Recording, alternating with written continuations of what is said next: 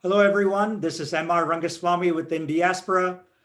We will give it another minute. We're just assembling our audience here as we speak. So just bear with us for a minute and we'll get started.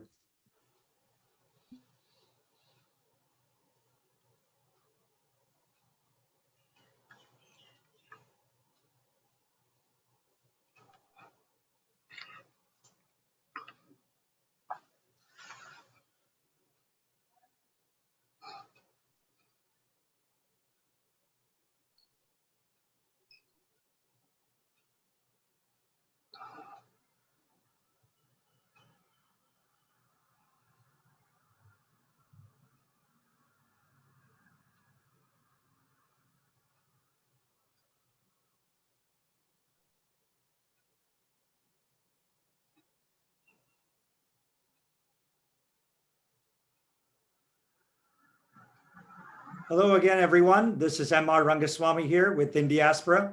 We will start our book launch. Before we go into the panels and really discuss the book, just want to spend a minute talking about Indiaspora. We are a membership group of leaders across the globe in the diaspora, and our plan is to be a force for good. What do we mean by that? We want to amplify the voices of the diaspora, and we want to point out both successes, challenges, and issues.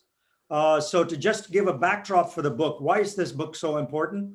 The diaspora worldwide is about 30 million people, and a little over 4 million of us reside in the United States. And again, in the US, we are a formidable force. We are not 1% of the population. We are the highest educated ethnic group. We are also the highest earning demographic, making over $120,000 a year. We are also 7% of the doctors in the US, but I've seen a lot of Indians on all the COVID-related programming recently over the past year.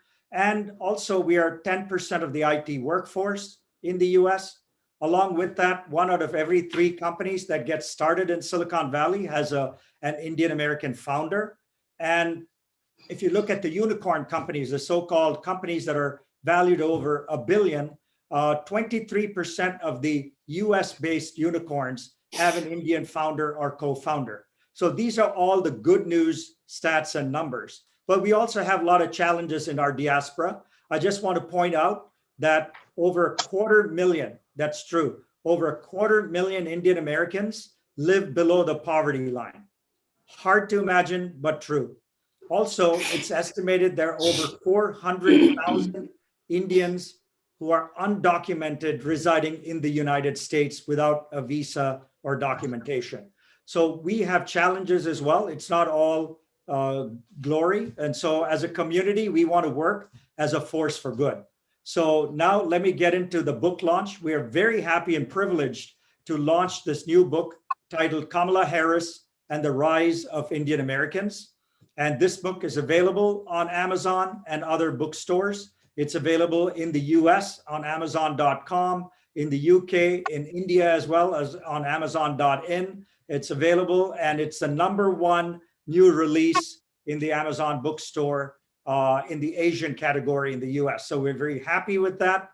And we want to just launch into this program to talk a little bit more about the book itself, some housekeeping rules. If anyone has questions, please do put that in the chat box. And a bit later on, we'll also have you raise your hand in case we want to take some questions on the video program itself. So you can do either or. And to get started with the show, I want to introduce the person who is the author and the editor and the instigator of this whole program, who called me last September with an idea he had in mind. And so I want to welcome Tarun Basu. Tarun is an eminent journalist. He was one of the early people to launch actually a new service which served India very admirably. And he's an all-around good guy. So Tarun, welcome. I know you're in Delhi. So why on earth would an Indian actually want to do a book on Indian Americans? Thank you, Amar. Thank you for having this launch and for this wonderful panel. And thank you for all your institutional support. At the outset, I want to thank you and my publisher for recognizing, as I said, the potential of this book and lending all its support. There have been books written on the diaspora earlier, as you all know, but to my mind, this is the first time such a book has been done from India and potentially for a global audience. You have already enumerated the reasons why people should write on Indian Americans. They are one of the most highest achieving community, and not just Indians are proud of it, but there are governments around the world who are taking notice of the community and its achievements, and how one member from the community has now become, as now it's become a cliche, a heartbeat away from the presidency of the United States. Now, why did I write this book? And why, as you said, rightly asked, why from India? Well, there is a little bit of a personal history to it, in the sense that I was a journalist in India when suddenly I got a call from New York, and that was in early 80s from Arun Lewis, who is now a UN correspondent, saying, look, George Bush, the senior George Bush was coming to India, and would you like to cover his visit? I said, cover for whom? And he said, there's this paper called India Abroad. And honestly, at that time, I had not heard about the paper. And he said, look, this is the voice of the community here. And this is a paper that's growing. This is a community which wants to be informed more about what is happening in India through the Indian perspective. And my editor, Gopal Raju, the iconic founder and visionary, the late editor and publisher of India Abroad, he got me on the line and he said, why don't you cover this? So I covered that, and then, I forgot about it. And then quickly fast forward, then came the assassination of Indira Gandhi in '84. And there was a huge shock around the world, and Gopal Raju was on the phone again, that why don't you write for us? And we are putting out a special edition of the paper. That was when the first contact started with India Abroad. And then I got to know more about this community and how this community was rising in eminence and climbing the success ladders in many fields.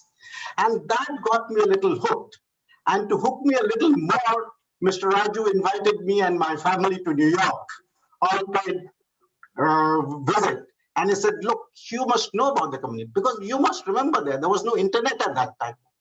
There was very little about the community coming into Indian media. And that is when I came to America. Then I heard about the early successes, the rise of people like Kumar Barve, Swati Dandekar, Sadhvi Chaudhary, to early, Minnesota, Maryland, Iowa houses. And I said, well, this is a story worth writing. And this is a story that not just India, the world must know about. And to cut a long story short, I set up this first office of India Abroad in India in '87, and that is how my connection and my interest and this whole story started. So when Kamala Harris was nominated as the running mate by Joe Biden, who himself had a long association with Indian Americans and India itself, it was that epiphanous moment. I had this whole lot of material. I had, worked so much. I had made so many visits to the US with 3 prime ministers. I had made 3 visits to the White House. I had met up with so many Indian Americans. I said, why don't I write about it? And that is when I approached Shobit Arya, and he said, well, we see a story. But, the question was, from the business point of view, what if Kamala Harris loses? Then who's going to buy the book? Well, I said, that's a risk that you have to take. He said, will you get the authors? I said, let me try. So I was given 5 months to do this, and 5 months is too short a time to do this. But as you all know, things work. I wrote that email to MR. MR I had met only once at a dinner in Delhi. We were at the same table where Shashi Tharoor, one of the esteemed authors of this book, was also there. And MR immediately responded. And that's what I think, in a way, he's here. That's what makes him so great. He bought into this idea and he said, why? Yes, we will do it. That encouraged me a lot. And we were able to get together this amazing galaxy of authors in no time. So we have actually 19 contributors with this book, because some of the chapters, as you know, have two authors. 19 contributors. It was originally conceived as 200 pages. It's 308 pages, 16 chapters plus an epilogue. So here is this book, and we managed to do this, come out in less than a year. And that is, I thought, was a huge collective achievement. So, I mean, I would take this opportunity to thank my authors once again to accepting this invitation to be part of this unique project and to be able to meet the short deadline, and my continuous, questions and persistence. Sorry, and we have got this together, and I think the Wisdom Tree has done a great job of it. So thank you, MR, once again for putting this whole panel and this launch. Thank you. Sorry, like I said, thank you so much for pushing us and getting this done, and love to be part of the project. As you know, you asked me to author the book or the chapter on Silicon Valley, and I jokingly tell people I've done a kiss and tell chapter, so everybody's got to read it to see whose name is in it. But it's great to be working with you. You've been terrific, and so has publisher Shobitaria with Wisdom Tree as well. So thank you for the opening comments. I want to pull in our other two panelists for the first segment. We have two panels. One is the segment with you and two other eminent authors, and then the second panel will be conducted by our executive director, Sanjeev Joshipura, with three other panelists. So I want to pull in now Raj Gupta. Raj is a Founder Circle member of Indiaspora, a longtime supporter and friend, but in his own right, he's been CEO of a Fortune 500 company, Roman Haas, which he then subsequently merged with Dow Chemical. And then now he serves as chairman of Appian on boards of many companies like DuPont and Avantor and others. Raj has been a leader in the business community. So when Tarun and I talked of who could best write a chapter on Indians, as you know, Indiaspora did a list of business leaders, and there were 60 people of Indian origin who were Fortune 500 and Forbes 2000 CEOs of public companies and such. So we said there's nobody better to chronicle the life and trials and tribulations of business leaders in the US. And so Raj, welcome to you to the program. And the first question I want to ask is, how was your life? You were one of the early CEOs of a Fortune 500 company. How was your life as a CEO? And second, in your chapter, you mentioned there were 6 characteristics of values that stood out for you as an Indian American. So maybe you can just talk about that for us. Well, Amar and Tarun, thank you very much for the opportunity to write that chapter. It was kind of reminiscing my own journey over the years. I certainly migrated to the United States in early 1968, one of the very early batches. And I would say, a couple of things. First, to be in business as a businessman, a business leader, took good 3 decades, because migration of Indians started in mid-60s. And the first Indian CEO really was appointed in 94, Rajat Gupta, head of McKinsey, which is not a public company, but was a major consulting company. So it took us 30 years. And up until then, so if I think about my own journey, that was in 1998 when I was announced as chairman CEO of Roman Haas.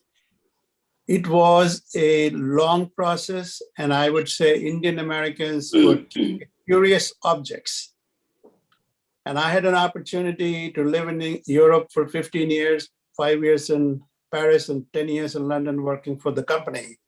And wherever I went, it was like there was strange look. Why are you here? And what got you here? And those are very early days. But I would say one thing, I think there is some unique things about us as Indians. And part of it, I would say, obviously, education has a lot to do, and the family values. And the merging of technology and business is something which is very intuitive to us. We have seen that, as MR mentioned, in the Silicon Valley as entrepreneurs. And I think over time, the corporations started to recognize that they bring a unique perspective. And I would say, 2 or 3 abilities of Indian Americans which really have served us well as a community in larger businesses. One is our ability to connect the dots. That means because we have such diverse experiences culturally and otherwise, socially, that our ability to see the world, look at it from what's going on broadly and be able to connect the dot is one very important aspect. And I would say that's a big event in business. The second one is, we were bold to leave India at age 20, 21 and come to graduate school and study. So our ability to take risk and being bold. I would say those are traits which are unique. In addition to, obviously, I talked about adaptability. Adaptability in business world and ability to pivot and change is so very important. And I think our background, training, and experience kind of has taught us to be intuitive about this. And I'd say the other thing I would say is just temperamentally. I think temperamentally, we are not volatile on average, I would say. We are not arrogant as people. And I think long-term, it serves in the business community very well. Having that even-tempered approach, ability to listen and adapt. And then on top of it, ability to lead people. If I were to point out one thing, which was the hardest part of my journey, was recognizing that it's not you what you do and how smart you are or how hard you work. It's more about, are you putting the organization ahead of yourself? And the second one, can people look up to you? Can you lead people? And I think those are the 2 most important traits as a leader. Is obviously they see how smart you are, how organized you are, what great things you can do, how you think. But if they don't follow you, you go nowhere. And I would say those are few of my observations, MR, having lived in corporate world 39 years with the same company. And then in the last 25 years, having served in 15 public companies and 8 private companies, both executive chairman, non-executive chair of the comp committee, governance committee, across a wide range of industries, Hewlett Packard to Tyco, to DuPont, to many, many other companies. I think that's really what I found is our ability to just work across has been a very big positive for us as a community. Thank you, Raj. Thank you so much for agreeing to write the chapter. And it's come out beautifully. And I encourage listeners to get the book and to delve into Raj's chapter of how he took the job, how he got the job, and about all the other CEOs, many of them on the Indiaspora business leaders list, which is on our website, by the way, which if you go there, you'll see the list. So thank you, Raj. I now want to bring Meena Chawla. Meena is a dear friend and a scholar and a diaspora expert. And she has had the opportunity to live in the US and in India. And so, I really want to thank her for her contribution, but also, can you talk a little bit, Meena, about your chapter, why you did the chapter, what were some of the lessons and gleanings from your research in this area? MR, thank you. It's great to meet friends and connect with so many people that I have known over the years. In this audience, there are former students of mine who I taught at American University in Georgetown, and there are many friends from the Indian American community. So I'm saying hi. And if these were normal times, I would never have been there. So I have to say this is the joy of the pandemic, which is a horrible thing to say, but so it is. So MR, thank you. Sanjeev, thank you. Above all, Tarun, Shobit, it's been a great journey. How did my own journey start? So the story really dovetails what MR and Raj have just talked about, which is success in business and so on. By the time I reached Washington, DC to live there, which was about 2008, 2009, I had already studied Indian diasporas and lived among them in multiple other countries. I had already written about Indian Jews in Israel, for example, who were a well-integrated community, but were not very successful. So I had certain models in my head about how diaspora communities actually dig their heels in and develop power through economic success and so on and so forth.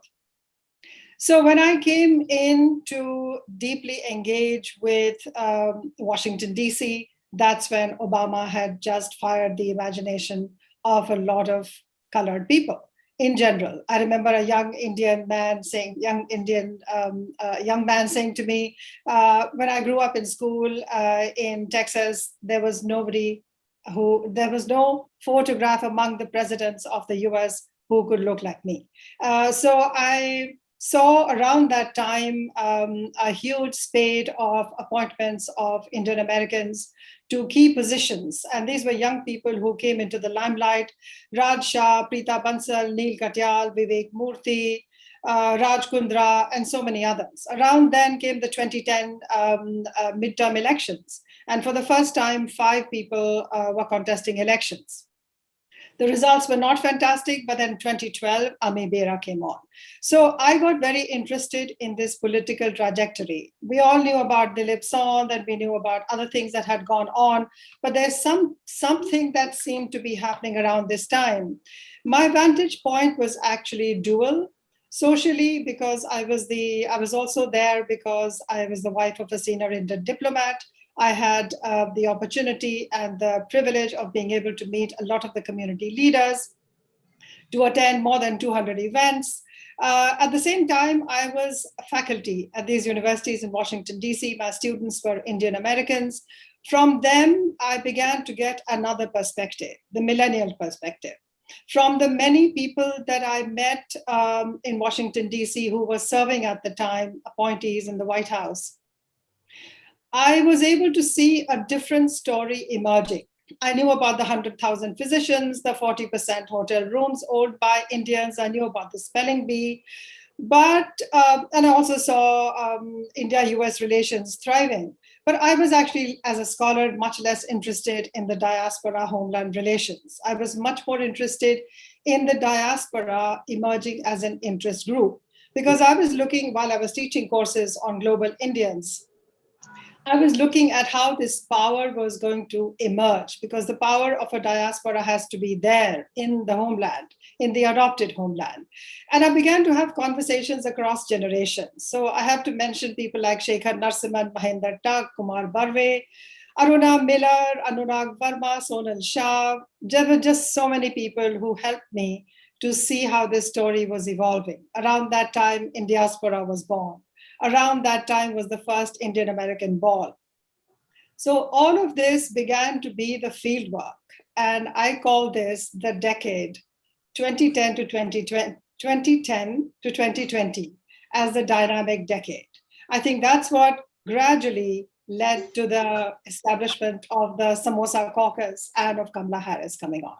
So I see certain shifts. I'm going to stop here now, and if there is time, I will speak about some specific shifts, which is what I see happening in the diaspora, its own identity and its engagement.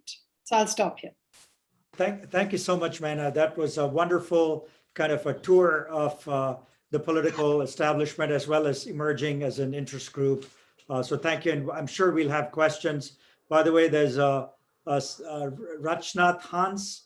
I think Ritanch Hans says, I still remember you as a professor at American University. Oh. So I think you have a lot of fans in the US as well.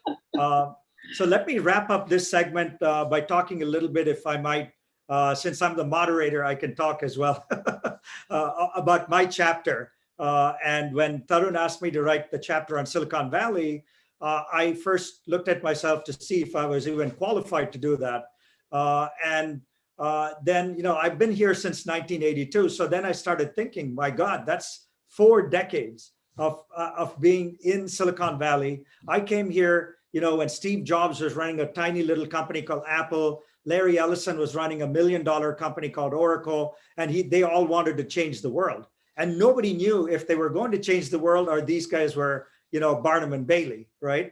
And that was the time when I came in. At that time, when I arrived, most of the Indians were engineers, and they worked at chip companies like Fairchild Semiconductor, National Semiconductor, and so forth.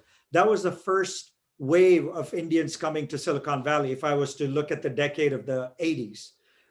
Then subsequent to that, a lot more went into the software field as computer technology itself changed from mainframes and COBOL language to mini computers and more accessible languages. A lot more Indians came into the software field and became entrepreneurs and entered the workforce in Silicon Valley. And through that, an organization like TIE was born, where they said, okay, we're going to promote Indian Americans as entrepreneurs and technologists and so forth, right? So that was kind of the second wave, if you will, was people, the computer architecture itself shifting from this monolithic mainframe computing to mini computers, desktop computers, client server computing. These are all the buzzwords of Silicon Valley, which then got a whole bunch of Indian Americans to be in the software field, become entrepreneurs, become successful, do IPOs and such. That was the second wave. Then the third wave was for Indian Americans to break into the venture capital space. This was an important moment because he who has money and gives out money can control and influence a lot more. And so that wave arrived, and now we have venture capitalists pretty much across Silicon Valley. Many of them are in the so-called list called the Forbes Midas list. If you look at that list, you'll see so many Indian Americans investors in the top 50 or top 100 investors in Silicon Valley or in the world. So that was the next wave of things that happened. And then subsequent to that, lo and behold, if you move another decade, we had people now running large technology companies, including the most valued company in the world, Microsoft. You know, Satya Nadella heads up Microsoft. He's not an entrepreneur. He's a professional manager who came up the ranks and was appointed as CEO. Same thing with Sundar Pichai at Google, one of the other highly valued companies. Same with Shantanu Narayan at Adobe, and on and on and on. So there was this whole recognition that Indian Americans were not just entrepreneurs and technologists, but great professional managers and leaders. Like Raj Gupta was in the manufacturing space, now suddenly the technology field saw a host of Indian Americans getting there. Now fast forward, the next wave that's upon us today, we need to study more, is the wave of Indian companies and Indian entrepreneurs who started their journey in India and have now moved in big droves to the United States because they sell to Fortune 500 companies, and they believe that their company should be headquartered in Silicon Valley to allow them to not only get talent, but be close to their customers. So their drove of unicorns now based in Silicon Valley, like Freshworks, Innovator, Unifor, Postman, all these are new era of companies where the founders started the company in India, moved the company to the US, got additional capital. And so the wave continues. And so that's the good side of things. Now, what are the challenges with the tech community? Much like many other communities, the challenge is clearly gender. We have very, very few Indian Americans in the tech workforce. And second, even starting companies.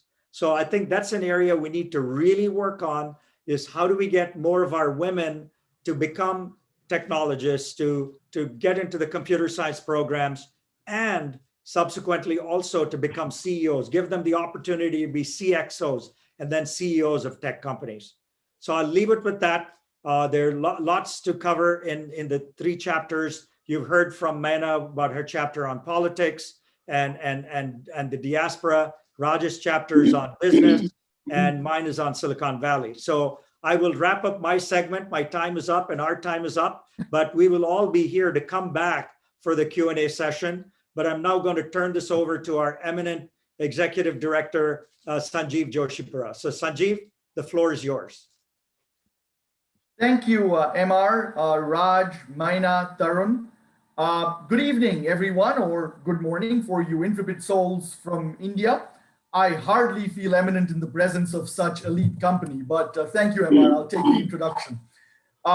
So my name is Sanjeev Joshipura, and I'm the Executive Director of Indiaspora, coming to you from Washington, DC. Just a couple of quick housekeeping notes before I start my panel.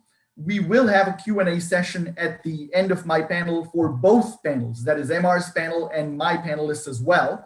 And when we start the Q&A session, you can either ask your question via the Q&A box, which is in Zoom, you'll see the menu at the bottom and you can type your question there, or you can raise your hand in Zoom, not on video, but use the Zoom raise your hand feature. And then when we call on you, we'll unmute you and you can turn on your video and ask the question. So let me launch directly into my panel. I have 3 panelists as well. And the first panelist I'd like to invite is Deepak Raj. Deepak Raj is a prominent Indiaspora member. He is the chairman of Pratham USA and is also the chairman of the India Philanthropy Alliance. He founded the Meera and Deepak Raj Center on Indian Economic Policy at Columbia University and is the co-founder in the political space of the Indian American Impact Group. Deepak and my colleague at Indiaspora, Ashish Shah, co-wrote the chapter on philanthropy in this book. And the chapter is titled Leading Meaningful Change, Building a Culture of Philanthropy Among Indian Americans. So Deepak, what I'm going to request you, welcome to the show, by the way. Delighted to have you. Thank you very much. Yes, you're joining us from New Jersey, is that correct? Well, it has been an interesting day, so I'm actually back in New York to do this panel. Okay, well, great. Thank you for joining us from the Big Apple. If you would, Deepak, please give us a quick 60-second summary of your chapter, and then I'll launch into a question that I have for you. Oh, okay, sure. So thank you very much, Sanjeev. Thank you, MR, for this opportunity. Am I unmuted? Am I okay? Yeah. And it's a real pleasure to be here. It's a pleasure to be on this highly distinguished panel. And it is great to be in this company. And I want to, by the way, thank Ashish Shah, for a great job that he did working with me, on this chapter. So the whole idea here was that there is this impression out there that the Indian community is not as charitable as can be. On the average, I think we spend less on philanthropy than the average American does. I think that numbers are sort of 1.5%, versus 4 or 5% on the average. And what we wanted to explore is that where are we on these trends? What does the future look like, for our diaspora, so far as the philanthropy outlook is concerned. And I think the signs are very, very encouraging, the signs that we saw. The whole diaspora, the philanthropy giving is changing rapidly. Obviously, just like any other community, it is dominated by the top of the pyramid. It's a well-known statistic that 20% of the donors, give 80%, of the dollars, in these charities, and in our community is probably even more so. However, the trends that we see is there's this incredible ecosystem that is developing. And this ecosystem that is developing is these smart young men and women, getting into philanthropy. We have advisors now, we have foundations, we have investors, who are in this space, and they are really changing the world. They are really changing the infrastructure, what we do in the community so far as philanthropy is concerned. And, a couple of recent examples, or at least one example I would cite, is this amazing response we saw, and how quickly, many of us were able to marshal resources for the COVID relief programs. I would mention AIF, extremely successful in raising funds. You mentioned Pratham, very successful in raising funds. And so this overall, I think that this whole pace of philanthropy has accelerated substantially. Second thing I would note very quickly, Sanjeev, is that we have now collaborative organizations working together to see how we can be more impactful. You mentioned IPA, the Indian Philanthropic Alliance. I'm privileged to be the chair of IPA, as Sanjeev said. And here the whole idea is that how can these 10 or 15 organizations who are members of IPA, how can we collaborate? How can we do things better and share best practices? While we have done well, on an individual basis, we still have a lot of room to grow on the foundation space and corporate space. So there are a lot of sleeves, that we can explore. Very quickly, I will mention, the Chalo Give platform that Indiaspora started. There are some other platforms which have started as well, for retail giving. And I think that those things are just starting out with a long, long runway ahead. Last thing I will mention is that many Indian Americans, many people from our community are now in leadership roles, leadership positions in very, very important organizations. I'm talking about Bill and Melinda Gates Foundation, Rockefeller Foundation, and so on and so forth. So now we have mentors. We have people who can guide this whole effort, which we didn't have before. So overall, I think Indiaspora, has laid out a mission of doubling this 1.5%, over the next 2 years that we give as a percent of income, to philanthropic causes. The ecosystem is in place. It will obviously get better. But Indians are getting much more well settled in what we do. So we have a very optimistic outlook that we have laid out in the chapter. So thanks for this opportunity. And I look forward to any discussions, any questions, Sanjeev. I think I may have overstepped my 1 minute, by the way. No. Okay. Deepak, I was just going to say that among your many gifts, Deepak, since I've known you, is the remarkable gift of prescience. And what you've done is now I don't even need to ask you the question that I was going to, which is about the upward trend and evolution of Indian diaspora philanthropy, which is exactly what you covered. So thank you. Yeah. Thank you for writing the chapter and along with Ashish Shah, and please do stick around for questions that I'm sure will come up towards the end of the show. I'd like to now invite, absolutely, I'd like to invite our second panelist, Shamita Dasgupta. Shamita Dasgupta is a co-founder of Manavi, an organization in the US that focuses on violence against women in the South Asian community. She has taught at Rutgers and in the clinical law program at NYU's law school. Shamita co-wrote a chapter along with Sujata Warrior called Success Through the Lens of Women, celebrating an alternative model of the marginalized. So this is an extremely interesting chapter, Shamita. Would you mind taking 60 seconds just to talk about it before we have a specific question? You're muted.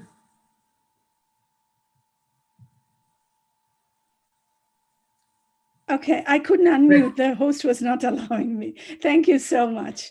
And I'm sorry for the delay.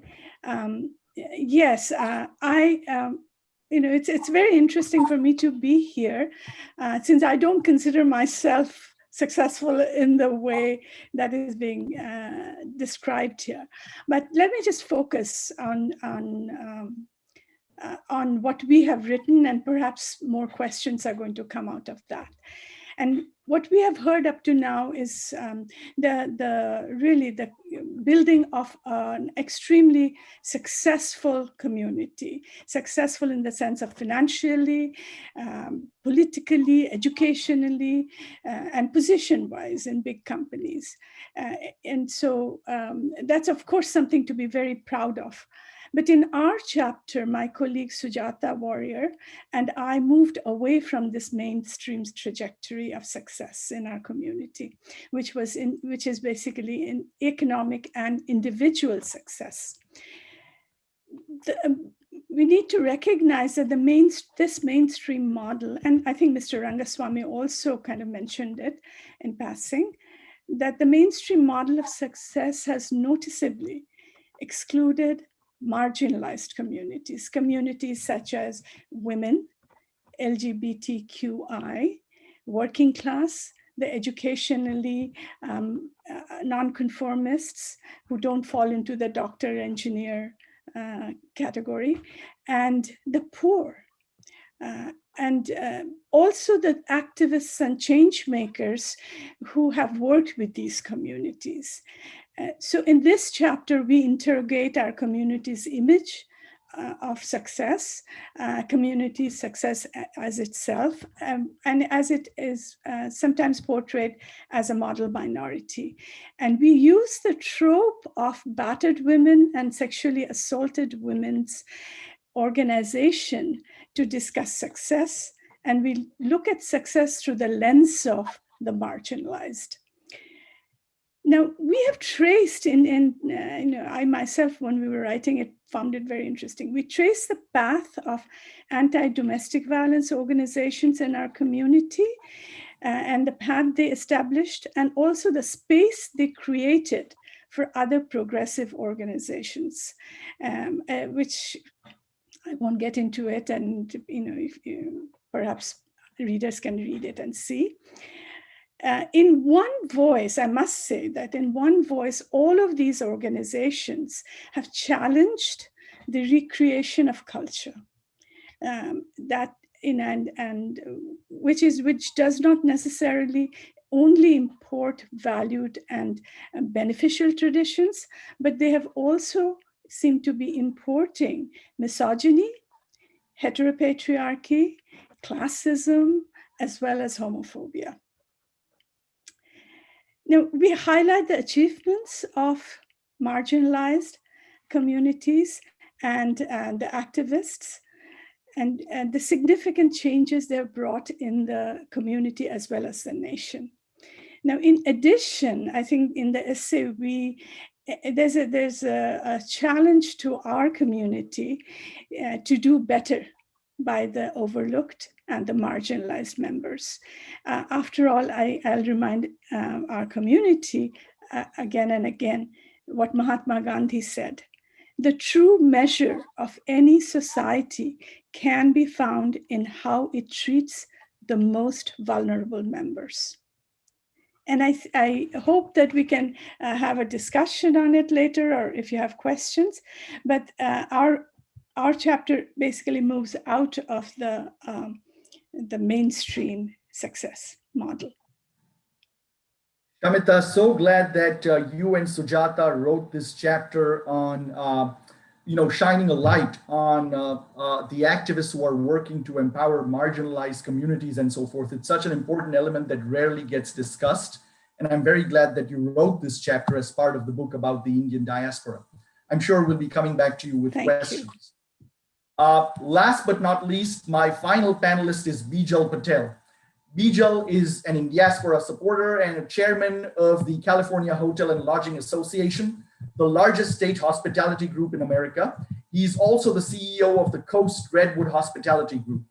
And he is, by the way, the youngest person to head CHLA in the association's 128-year history. Bijal wrote the chapter on 3 generations of hoteliers, how Indian Americans reinvented the hotel industry. So Bijal, welcome to the program. And you're joining us from California. Let me ask you a question that dovetails nicely with not only what you've written, but also something that is a pillar and a plank for Indiaspora, which is about the spirit of giving back. In your chapter, you discuss the importance of Seva, which is basically the spirit of giving back. And what do you see as the intersection between the hospitality industry and Seva, especially in light of COVID-19 and the devastation that it has wrought on your sector?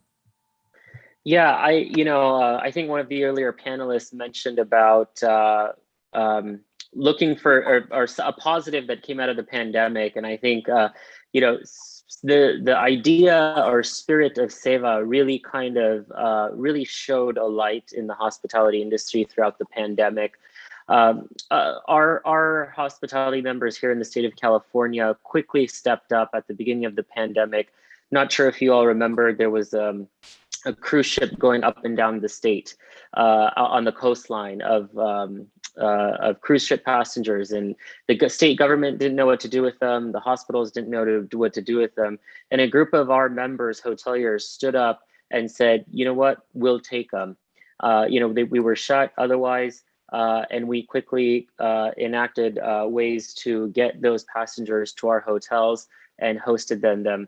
And throughout the entire pandemic, we saw this kind of manifest in different ways. So hospitality stepped up and hosted thousands of guests that were COVID at risk, homeless populations, COVID recovering, those that needed to quarantine or isolate.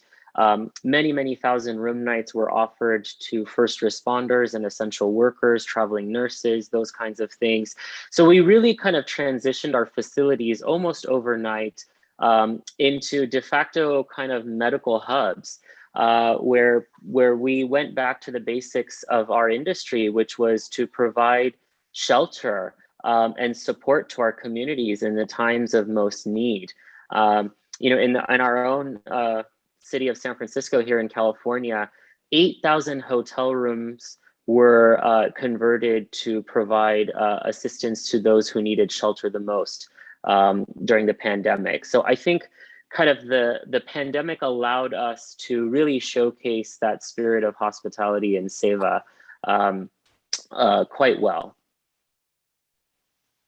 Fantastic. That's wonderful, Bijal. And your chapter tells such a moving story, but such an inspirational story as well. And I really encourage readers to get a hold of this book and read all these wonderful chapters by these great authors that we have had on the show today, as well as others in many different fields, all leaders in their own respective professions. Now we are turning it over to the Q&A session of this program. Again, what I'd like to ask you is, I invite you to either raise your hands in Zoom using the Zoom facility and hit the raise your hand button, or type your question in the Q&A box. And your question, when you ask it, please identify yourself and your affiliation. And if you would please direct it to a specific panelist. The questions are not just for the panel that I just hosted, but also for the earlier panel that M.R. Rangaswami hosted. And maybe you have a question as well for M.R., who is one of the authors. So if we could invite questions at this time.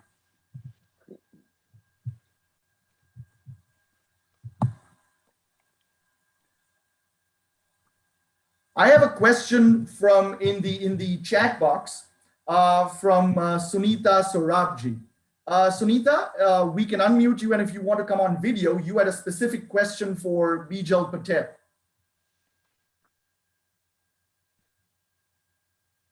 Hi, yes, Bijal, California had both Project Home Key and Project Room Key, and Indian American hoteliers participated a great deal in both those programs.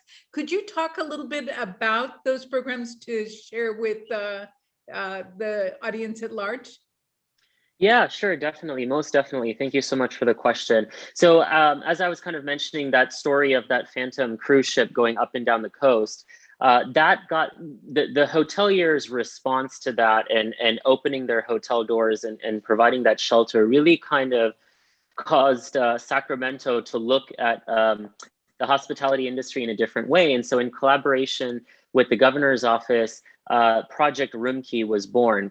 And for those of you that don't know, Project Room Key provided government funds to hotels that were, short, shut or closed or due to low occupancy, federal dollars and state dollars to house homeless and at-risk community members.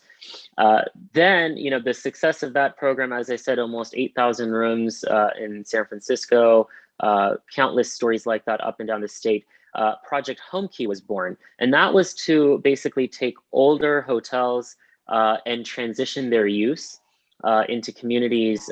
So we've seen a lot of the Indian hoteliers sell a lot of the first assets that they had and transition those facilities into, again, community housing, shelter for domestic violence abuser survivors, homeless, et cetera, et cetera. So now that the pandemic has kind of, we've kind of seen the light at the end of the tunnel, Sacramento has then changed the program into Project Home Key, and that's to purchase the actual property. So a lot of our AHOA members, it's the Asian American Hotel Owners Association, have actually taken advantage of that program as we speak, and they are transitioning those assets into other uses, and then actually using those dollars to go ahead and build more hotels and to provide back to their communities. And that's very important because hotels, I'm not sure if everybody understands or realizes, but hotels actually provide almost $2.6 billion worth of general tax dollars to municipalities in the state of California. That's from 2018, that number. So we as an industry provide $2.6 billion worth of tax revenue to our local communities, which can then be used to fund police, firefighters, and other kind of city services. Thank you, Sunita and Bijal. I now see Ritansh Hans has raised his hand.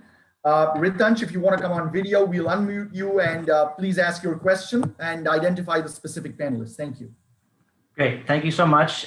This question is actually for Professor Singh, so I'm going to pretend I'm back in class with you.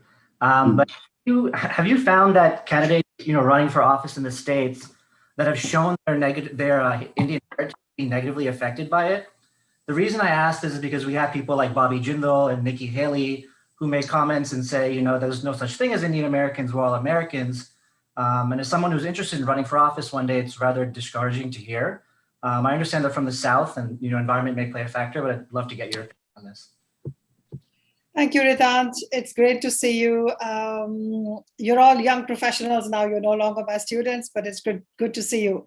So that's a great question. I think you took us back to about 15 years ago when the only poster children, so to say, were Nikki Haley and Bobby Jindal. I think the discourse has changed a lot. I did hear the stories around 2010 from Raj Goel in Kansas and Jay Goel in Ohio and other people, Manan Trivedi, who were all running for office from small towns or not so big towns in various states across America.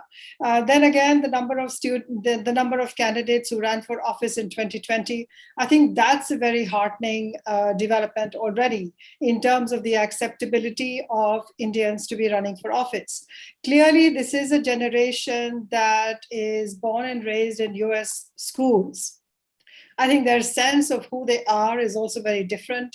They articulate themselves differently. And I think their acceptability as running for office locally and otherwise has changed for the better. I do want to add one more thing, which is that I think the organizational models within the community have changed a lot. So there used to be RP, the physicians, the TIE, the PAN IIT, and all that. And I think I also want to tie it to the idea of how alternative narratives about what the community is, not just entrepreneurs and successful financial people, but also marginalized. I think all of that consciousness is now visible in the next generation. The millennials are very conscious of that. And so I see that, for example, Impact has now enabled a lot of people to seek funding when otherwise they had to be really wealthy at raising the money themselves. The other thing is, for example, SADA, which is an organization which is collating the histories of Indians, South Asians actually. And those histories are actually very mixed. They're also now giving a lot of importance to Dalit histories. So I think that also ties with another question I saw in the chat box from Anita Ratnam, which was saying something about the importance of integrating the complex and contrary narratives within the community itself. So that's a long answer to what you were saying. Thank you. Thank you, Ritansh Maina. I see a question for Deepak Raj from Ken Silverman. Ken?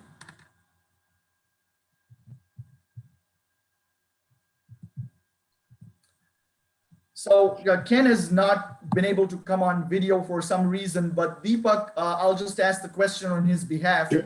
What efforts and impact can you describe relative to specifically motivating and activating philanthropic awareness and actions by second and third generation members of the Indian diaspora? It's a very important point. Thanks for the question, Ken. In fact, within IPA, for example, we are having discussions constantly about how do you engage the next generation. I'm obviously the chair of Pratham board here in the US. There's an active effort that we have as a member of that body to actively find promising young men and women, younger men and women in our community to join the board and to get more actively engaged.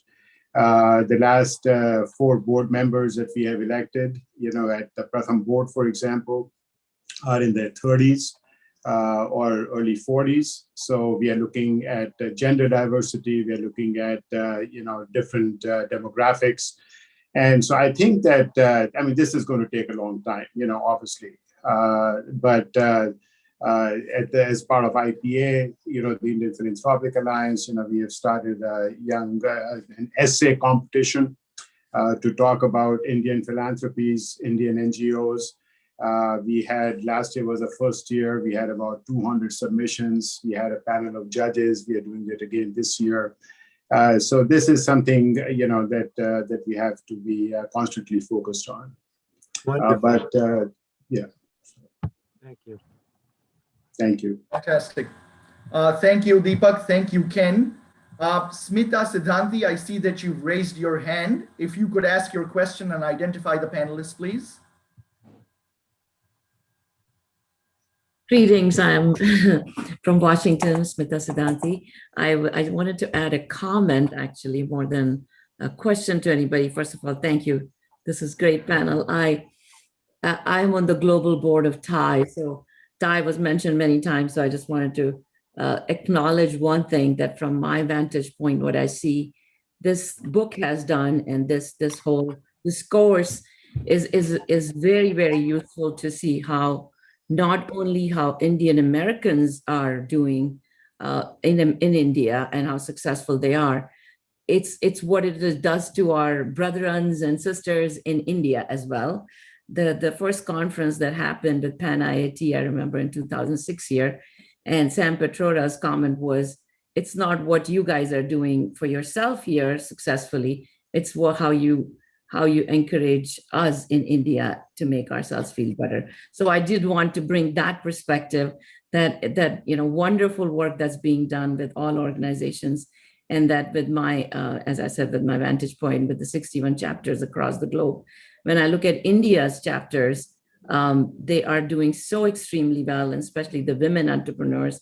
To MR's point about getting women in tech, it's so heartening for me to see the amount of entrepreneurs that are coming out of India. And I think it's all part of what we are doing here, as when we were growing up, as we all said, we didn't have role models to see. So I did want to make that point, that this program, this book does wonders to add to that. Thank you. Thank you all. Thanks so much for your comments, Smita, and thank you so much for your leadership as a woman on the Global TIE board. It's an inspiration for women and men all around the world. Parthiv Parekh has been waiting very patiently. I'd like to call on Parthiv now to ask his question. We have time just for one or two more questions, and then we'll wrap it up. Parthiv?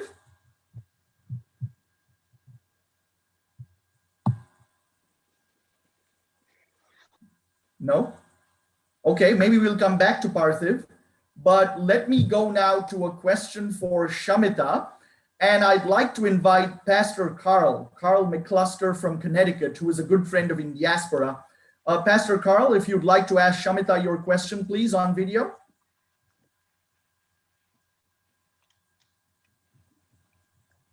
Yes, thank you, Sanjeev. And this is a beautiful panel, so informative and so clear.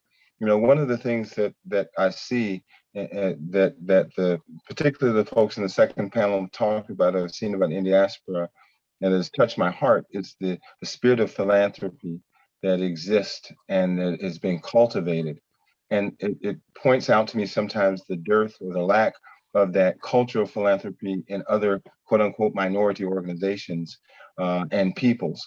And so I'm wondering if there are one or two thoughts about how to plant that seed, how to cause it to grow so that other cultural minorities, again, in the United States, might follow the lead that the Indian and community and the Indiaspora community has cultivated, even to the tying back to the homeland, to India, for fueling some of that, and then transporting that over. So it's a beautiful thing, and so I'm just wondering if you have a couple of thoughts or recommendations for other communities like the African American community. Yeah, Sanjeev, if I could take that. Please do. Pastor Carl, thank you so much for that question. This is something that Indiaspora and the Indian community is maturing. I think Mana Chawla mentioned this, and others have mentioned this, is the maturing of our community. For example, a year ago, as you remember, when BLM happened, Indiaspora came out strongly in support of what BLM was all about and the minorities and so forth. More recently, we wrote an op-ed when there was all these hate crimes against Asian Americans. So I think as a community, we are growing to see that we need to work with others, support others, and be together. And so I think it's a start of a journey for us, because like Shamita mentioned earlier, that this was a community that was originally called the model minority. You know, we came here, we got visas, we got jobs, we stayed out of trouble, didn't disturb anyone, to now where we're running for election, we're becoming philanthropists and activists. We are allowing and embracing other people who might be different than us. So I think it's a start of a journey. And I think we need to collaborate with your community. I know you are endeared to our community as well, since your wife is Indian, which is a beautiful thing to see here. But we need to do more of that with your community. And maybe we need to do a fundraiser in the US. And maybe this is something that Deepak Raj can take back to the Indiaspora Philanthropy Alliance, is to do something in collaboration with other communities of color on a program that might actually be be in the US, not give back to India, but do something in the US for our own people. So that's just my thoughts. Deepak, anything you want to add?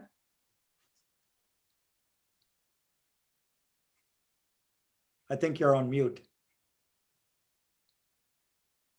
No, that's an excellent point. And in fact, we need to do more work on that. As part of Impact, for example, which is something that I co-founded in the political arena. And Manavi, we should talk, by the way. We are doing a lot of work there. So we are actively reaching out to the African American community, the Latin community, because we're trying to do the same things. Our objectives are the same. And when you look at the other communities here, Pastor, the objectives are the same, right? We want our kids to do better than we did. We want them to be well educated. We want them to get good jobs, and so on and so forth. So I think our value system are pretty much the same. But we will welcome the opportunity, and maybe we can have a sidebar conversation on this and see what are some of the things that we can do to follow up. I would love the privilege of that. It's just, I have to say, the very first time when I logged on for the town hall, and then I stayed on afterwards and listened to the things that the members of the group were doing organically, not because someone was driving them to do it. It brought tears to my eyes 2 or 3 times during the course of that 45 minutes, just because people have cultivated this culture, the spirit of caring about those who are less fortunate. So. Well, if I can I know we are out of time here, but we obviously had our mayoral elections in New York, not that long ago. And one of the key things that a lot of people kept talking about is that students are in 5th grade or 6th grade, and they can read or write at the 1st or 2nd grade level. And so there's an incredible literacy issue here. And when I was listening to those kind of conversations, I said, oh boy, am I in India or am I in the US, right? That is what Pratham does, right? With the IP that's been developed. So I think there are many ways to think about here. In fact, last time our CEO was here, I introduced him to the Newark school system.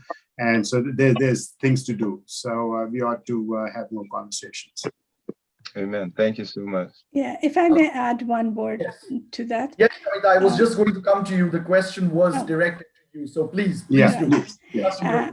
I just want to add to that is that for us as women, we have been connected to various organizations, Latina, African American, Hmong communities, Native American, just connected to them as women to women connections, and working on violence in the home is a very common phenomenon in all communities. And we've learned from each other and organized with each other, particularly the immigration acts of VAWA.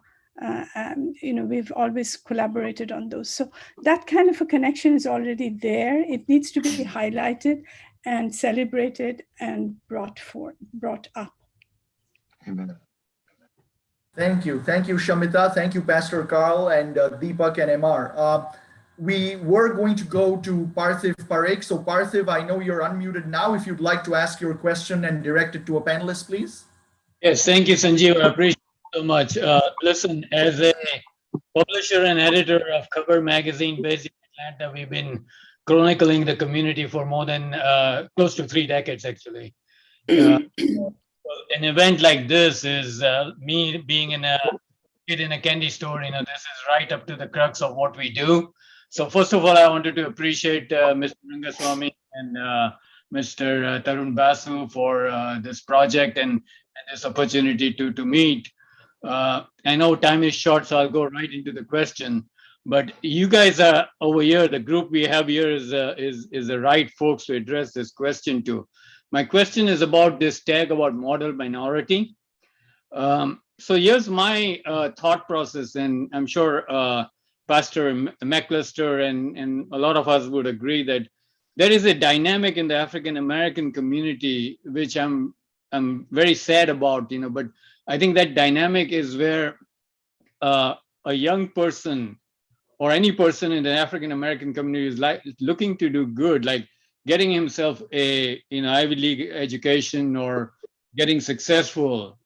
There is this tendency of others, bringing him down. Oh, you're turning white,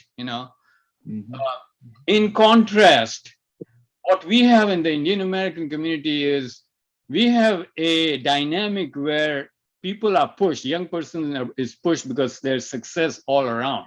Whether you call it financial success or educational success or overall there's success.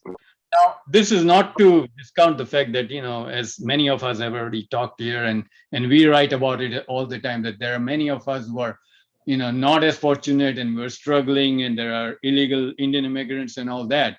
But my question maybe to Mr. Rangaswamy or to even Professor Singh would be that, is this tag of model minority a asset or a liability, or how should we handle it? Should we embrace it? Be critical about it. Mana, you want to take it? Okay, very quickly, and then I think you'd be a great person to respond. So I was actually going to say something related to the question about feminist and women's groups working across ethnic groups within America and other minority groups. And I think that's been the hallmark of women's organizations, that they have created lateral connections much more successfully than the political organizations have been able to do. But coming to what, I'm sorry, I couldn't read the name. Was it Mr. Parikh? But I think, sorry. So what you said initially about the African American community, so I find it very difficult to create a parallel for comparison there, to say that, aspirations for success get to be tagged as you're trying to be white. I think just the kind of teenage years that a young South Asian or a young African American in the US has to go through influences are very different. I think that's a very long conversation, so I would be very careful about comparing. Coming to the model minority tag, I have to say, I think it's already outdated. And today's conversation has actually shown that it was a great tag and it was true, but it's no longer representative. That's all I want to say. That I think because we've acknowledged through this entire conversation that the community, the Indian American community, is not a monolith. I think that tag is now just a tag, not the tag.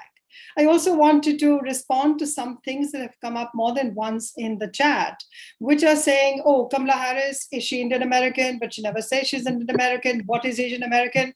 And that's a very common debate that's going on.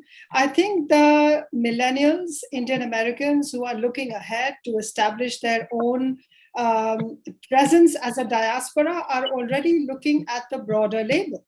I've had many conversations with young people who said, I found it so hard to convince my father that we're actually part of Asian American Pacific Islander community, because the parents would say, I have nothing in common with them. And then it was like, oh, but we are very small in numbers. We need to broaden the tent. So I think there are a lot of things happening there which really question some of the tags and some of the jargon that has been used for self-definition of the community. I think it's all for the good, but I think these are important shifting trends. Over to you, MR. Yeah, thank you, Mena. That was really good comments here. Again, what I want to add to that is there are two generations, and I think I want to get Shamita into this conversation when I finish, and that is The older generation, I would agree, for in a sense, for some of them, they were not getting into women's issues. Domestic violence wasn't being acknowledged. It was not my problem, and so forth. But I think I sense in my kids and the kids of many of us on this, at this event, they think very differently. My two daughters think completely differently than I do in terms of everything, including LGBTQ issues, violence.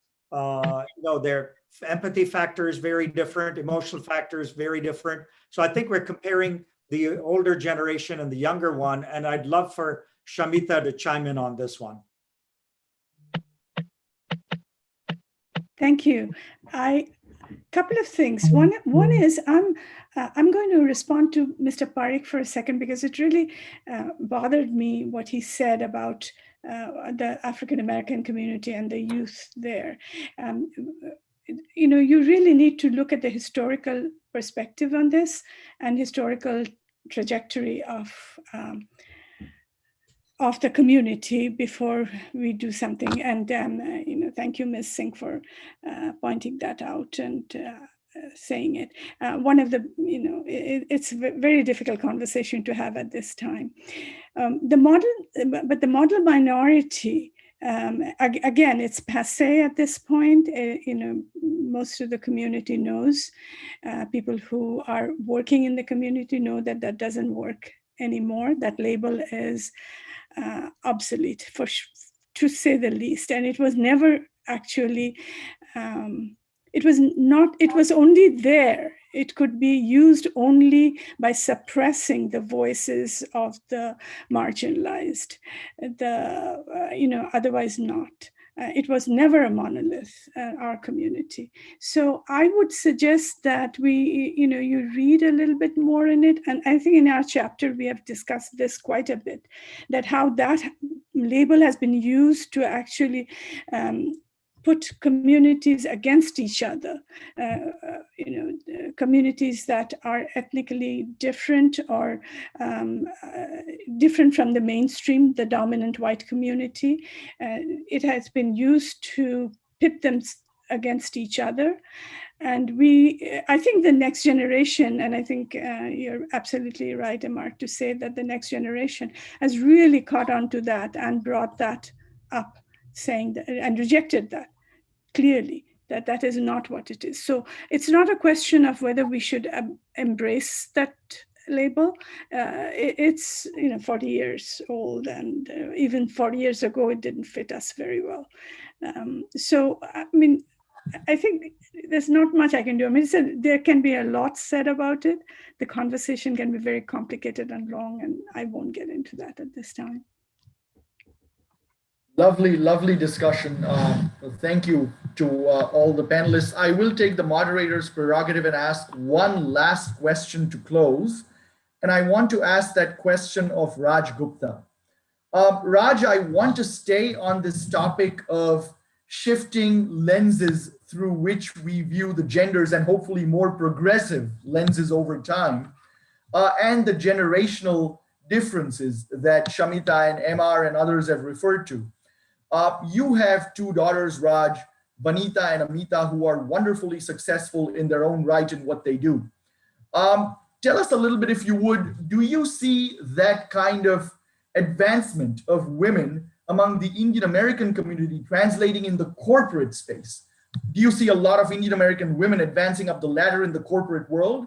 And what is it that needs to be done more to further accentuate that advancement?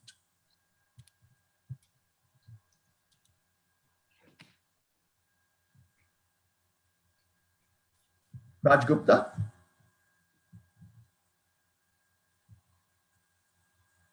It doesn't. I think. Yeah. Okay, thank you, Mansi. So sorry, Raj isn't here anymore.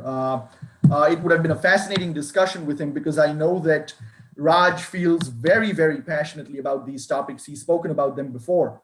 But we are already about 17 minutes over time. The time has flown. It's been an outstanding discussion, a great event with lovely panelists. What a thought-provoking discussion. I'd like to take this opportunity to thank Maina Singh Chawla, Bijal Patel, Tarun Basu, the editor, M.R. Rangaswami, Indiaspora founder, Deepak Raj, Raj Gupta, and Shamita Dasgupta.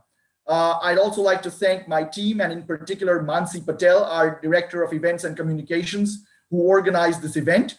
And thank you all for attending. On the chat, you'll see links where you can purchase this book, Kamala Harris and the Rise of the Indian Americans. And I'd encourage you to go buy it. It's a wonderful read. Thank you all for attending, and delighted that Indiaspora is a part of this very exciting book launch. Have a good evening or a good night, or if you're in India, enjoy the rest of your day. Thanks for being here. Thank you very much. Bye-bye. Thank you. Thank you so you. much. Thank you. Thank you, MR, Sanjeev, Tarun. Lovely. Thanks. Thank you, Anna. Thank you, Amar. Thank you, Sanjeev. Thank you, Mansi, for putting this together. It's wonderful meeting all these people and to hear all their perspectives. I wish we could have a longer discussion. And, you know, while we're still here, I just want to make a point. This book was really not all about the glorification of a community or shining light only on the achievements alone. And I'm happy that Shamita and Sujata came into this. We had quite a bit of correspondence on this alone. And the alternate view that she offered, the kind of rejection of the view or the perspective of the model minority, and bringing in the alternative model of success, and talking about the marginalized and the non-conformist groups, that added a completely different dimension to this whole anthology. So I'm so happy to hear this discussion, and to, as Mansi said, take it into a larger broad tent where we've also got the African American perspective on that. So this is a subject for an entirely new and different discussion where I could have at a much later stage. So thank you all very much, and it was great to meet all of you virtually. And we hope we'll do this again. Thank you. Thank you, Indiaspora. Thank you, Tarun. Thank you, Tarun. So much. I want to say thank you to a very vibrant chat. I've been reading the chat and it's been fascinating. So all the attendees, thank you very much. Sanjeev, there's almost something ready there for another conversation. Absolutely. We'll have to do it another time. On this just for a minute, it's almost going to be 100 years from the time where Bhagat Singh Thind, who was a US Army veteran, was denied citizenship by the US Supreme Court on the basis of his color. And that was in 1923, and we are now in 2021. How things have changed over 100 years, and the whole mobilization of the community, how the groups that worked in the early years to get the community more respect and recognition. That also deserves a panel at some point of time where you can bring in some of the old timers who can talk about this. And how 100 years of struggle and mobilization which is the subject of my chapter, and how the views of different presidents, American presidents, changed over time vis-a-vis the community. We could do that. That's an idea. All right. Great idea. Thank you very much. Thank you. Thanks. Thank you. Bye-bye. Bye-bye. Bye-bye.